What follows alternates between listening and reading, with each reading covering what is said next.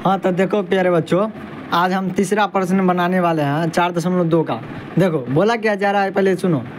बिना परासनन किए सारणी के गुण धर्मों का प्रयोग करके निम्नलिखित प्रश्न 1 से 5 तक को सिद्ध कीजिए। बोला जा रहा है ना प्यारे बच्चों, कुछ नहीं करना। देख लो दिया हुआ है सारणिक, तीसरा क्वेश्चन देख लो प्यारे बच्चों, हम इधर लिख दिए हैं, समझ गए।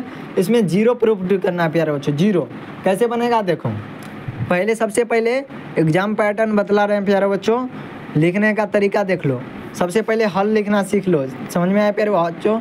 सोल्यूशन लिखते रहो, सोल्यूशन लिखने से फ़ायदा होगा कि आपका मार्क्स नहीं कटेगा प्यारे बच्चों। देखो हल, और उसके बाद लिखना है दिया है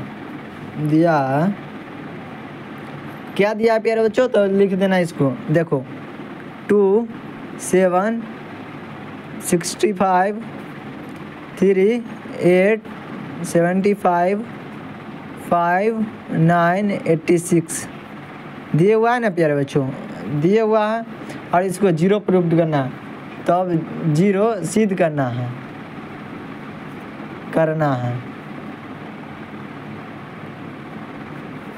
समझ में आया प्यारे बच्चों।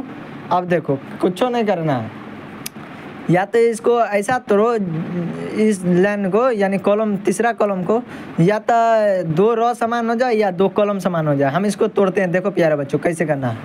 पहला तो हम इसको ऐसे लिख सकते हैं 2 3 5, देखो हम लिख देते हैं, यानी कि कॉलम 3 में कॉलम 3 -9 कॉलम 2, यानी माइनस यानी घटा देना प्यारे बच्चों, समझ में आया या नहीं। इसको नहीं हो भी लिखोगे ना प्यारे बच्चों, कोनो दिक्कत नहीं। देखो हम बतला रहे हैं ना, देखो 2 लिख दिए, 7 8 9 लिख दिए ना प्यारे बच्चों। अब कुछ नहीं करना, इसको ऐसा तोड़ना है जो या तो 2 कॉलम या 2 रो समान होता है। हम कॉलम में बदल देते हैं प्यारे बच्चों।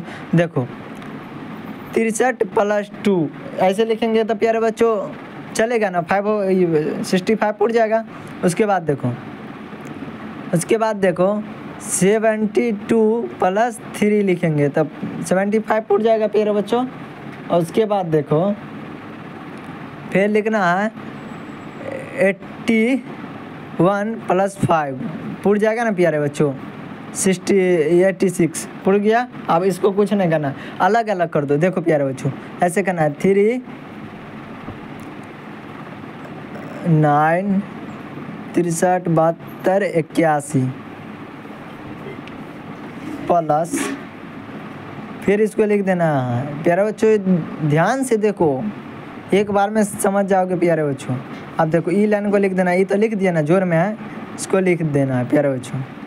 अब देखो इसमें क्या दिखाई दे रहा है प्यारे बच्चों, जो 2 रो, देखो पहला कॉलम, इसमें का पहला कॉलम, इसमें का पहला, ये तीसरा कॉलम, पहला कॉलम, पहला देखो पहला कॉलम और पहला कॉलम समान आया प्यारे बच्चों, यानी 0 हो गया। देखो यहीं से तब पता चला प्यारे बच्चों, 2 3 5 9 8 9, देखो प्यारे बच्चों ध्यान से देखो 8 है प्यारे बच्चों, 8 है, समझ में आया।